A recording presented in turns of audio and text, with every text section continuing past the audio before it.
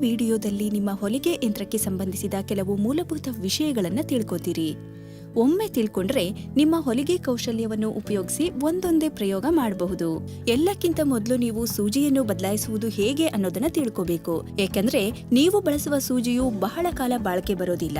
ನೀವು ಮಾಡುವ ಬೇರೆ ಬೇರೆ ಹೊಲಿಗೆ ಕೆಲಸಗಳಿಗೆ ಬೇರೆ ಬೇರೆ ವಿಧದ ಸೂಜಿಯನ್ನು ಬಳಸಬೇಕಾಗತ್ತೆ. ಸಣ್ಣ ಪುಟ್ಟ ಹೊಲಿಗೆ ಹಾಕುವಾಗ್ಲೂ ಹೊಲಿಗೆಯು ಒಂದೇ ಸಾಲಿನಲ್ಲಿ ಬರದೆ ಅಡ್ಡಾದಿಡ್ಡಿಯಾಗಿ ಹೋಗುತ್ತಿದೆ ಎಂದು ಅನಿಸಿದ್ರೆ ಸೂಜಿಯನ್ನು ಬದಲಾಯಿಸಬೇಕು. ಸೂಜಿಯನ್ನು ಬದಲಾಯಿಸಲು ಕೆಲವು ಸರಳವಾದ ಹಂತಗಳನ್ನು ಅನುಸರಿಸಿ. ಮೊದಲಿಗೆ ಸೂಜಿಯನ್ನು ಸಿಕ್ಕಿಸುವ ಕ್ಲ್ಯಾಂಪ್ನಲ್ಲಿರುವ ಸೂಜಿಯನ್ನು ಆಂಟಿ ಕ್ಲಾಕ್ ವೈಸ್ ರೀತಿಯಲ್ಲಿ ತಿರುಗಿಸಿ. ಸೂಜಿ ಕೊಂಡಿಯಿಂದ ಸೂಜಿಯನ್ನು ತೆಗೆಯಿರಿ. ಸೂಜಿಯ ದಿಂಡಿನಲ್ಲಿ ಒಂದು ಚಪ್ಪಟೆಯಾದ ಭಾಗ ಮತ್ತೊಂದು ದುಂಡನೆಯ ಭಾಗ ಇರುತ್ತದೆ. ಸೂಜಿಯನ್ನು ಹೊಲಿಗೆ ಯಂತ್ರಕ್ಕೆ ಸೇರಿಸಬೇಕಾದ್ರೆ ಸೂಜಿಯ ಚಪ್ಪಟೆಯಾದ ಭಾಗವು ನಿಡಲ್ ಬಾರ್ ಕಡೆಗೆ ಇರುವಂತೆ ನೋಡಿಕೊಂಡು ಸೂಜಿಯನ್ನು ಅದು ನಿಲ್ಲುವವರೆಗೆ ನಿಧಾನವಾಗಿ ಮೇಲಕ್ಕೆ ತಳ್ಳಿ ಸೂಜಿ ಕೊಂಡಿಯ ತಿರುವಿನಲ್ಲಿ ಭದ್ರವಾಗಿ ಅಡಕವಾಗುವವರೆಗೂ ಸೂಜಿಯನ್ನು ತಿರುಗಿಸಿ. ನೀವೀಗ ಬಾಬಿನ್ ಹಾಕೋದು ಹೇಗೆ ಅಂತ ತಿಳ್ಕೊತೀರಿ. ಕೆಲವೊಮ್ಮೆ ನೀವು ವಿವಿಧ ಬಣ್ಣದ ಬಟ್ಟೆಗಳನ್ನು ಆಯಾ ಬಣ್ಣಕ್ಕೆ ಹೊಂದುವಂತಹ ದಾರಗಳನ್ನು ಬಳಸಿ ಹೊಲಿಯಬೇಕಾದ್ರೆ ಬಾಬಿನ್ ಬಗ್ಗೆ ತಿಳ್ಕೊಳ್ಳೋದು ಬಹಳ ಮುಖ್ಯ. ದಾರ ಸುತ್ತುವ ಚಕ್ರದ ಹಿಡಿಯನ್ನು ಮೇಲಕ್ಕೆ ಎಳೆಯಿರಿ. ದಾರದ ರೀಲನ್ನು ಅದರ ಮೇಲೆ ಇಡಿ. ಎಕ್ಸ್ಟೆನ್ಷನ್ ಟೇಬಲ್ ಅನ್ನು ತೆಗೆಯಿರಿ. ಹಿಡಿಕೆಯಿಂದ ಬಾಬಿನ್ ಕೇಸನ್ನು ಹೊರತೆಗೆಯಲು ಮುಚ್ಚುಳವನ್ನು ತೆರೆಯಿರಿ. ಬಾಬಿನ್ ಅನ್ನು ಹೊರತೆಗೆಯಿರಿ. ಈಗ ದಾರವನ್ನು ದಾರ ಸುತ್ತುವ ಚಕ್ರದಿಂದ ಎಳೆದು ದಾರವನ್ನು ಥ್ರೆಡ್ ಗೈಡ್ನ ಕೆಳಗೆ ತೋರಿಸಿ.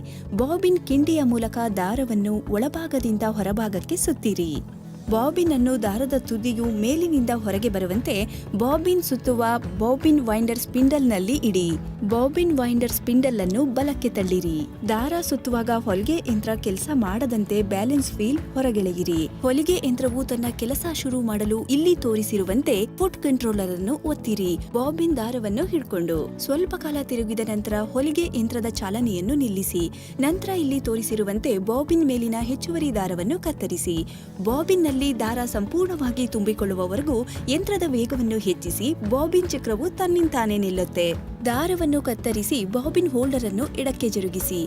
ಬಾಬಿನ್ ಸುತ್ತುವ ಬಾಬಿನ್ ವೈಂಡರ್ ಸ್ಪಿಂಡಲ್ನಿಂದ ಬಾಬಿನ್ ಹೊರತೆಗೆಯಿರಿ. ದಾರವು ಟೆನ್ಷನ್ ಪ್ಲೇಟ್ನಲ್ಲಿ ಆಂಟಿ ಕ್ಲಾಕ್ ವೈಸ್ ರೀತಿಯಲ್ಲಿ ಸುತ್ತಿಕೊಳ್ಳುವಂತೆ ಬಾಬಿನ್ ಕೇಸ್ನಲ್ಲಿ ಇಡಿ.